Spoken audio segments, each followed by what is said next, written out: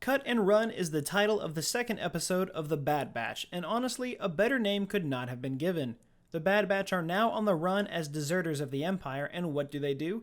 They head to the planet of Seleucami to find a fellow deserter to figure out what they should do next. That deserter being Cut, who we originally met back during the beginning of the Clone Wars series. The Bad Batch explains to Echo that they've known him for some time and hope that Cut may have the answers as to how they can disappear. After landing on Seleucami, we get a great moment with Omega seeing a different environment for the first time in her life. She is so excited to be off Kamino and seeing what else the galaxy has to offer. Shortly after, we meet up with Cut and his family, who mentions that Rex had come through the day before and explained about the clones turning against the Jedi, which is when Omega mentions that Rex must have been talking about the inhibitor chip. Hunter seems surprised by this and asks Tech why he never mentioned it. I don't think this is Tech trying to hold back information, I just think that he finds it to be easy to understand without taking into account that he has a very high intellect. Cut explains that he's trying to get his family off Seleucami because it is no longer safe as mass amounts of clones are entering into the system, so Hunter and Cut go into town to find a ship to get them off safely. However, after entering the town, they discover that credits are no longer good enough to gain passage and that the Empire has started implementing chain codes to every citizen to be used for transport. The problem is that Cut can't sign up for a chain code since he's a deserter. He'd be arrested immediately, so they need to come up with another plan. Hunter and Cut end up returning to the house to come up with a plan, which is when we get to the best moment in the episode.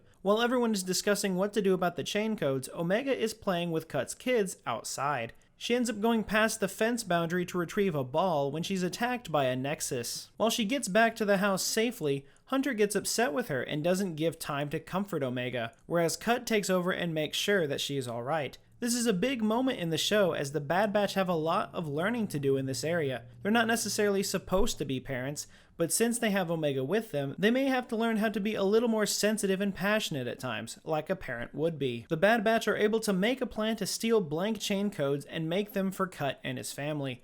But it isn't until they're about to board that Hunter tells Omega that they have a chain code for her as well. Hunter wants Omega to be safe and feels that it would be in her best interest if she goes with Cut to live a safe life with a family that would truly care for her. However, Omega has different plans, and as they get closer to boarding the shuttle, she decides to break out and sneak back towards the Bad Batch's shuttle instead. Thanks to some well-caused distractions, the Bad Batch are able to buy Cut and his family enough time to enter the transport and leave Seleucami. Later, aboard their shuttle, we get a great moment between Hunter and Omega, where they both admit that they both have a lot to learn, and that if this is where Omega wants to be, this is where she'll stay. Overall, this was another great episode. It took a completely different approach than the first episode, and yet it still felt fully attached. One of the parts that I struggled with the Clone Wars is that it felt very disconnected at times with how they go in between story arcs.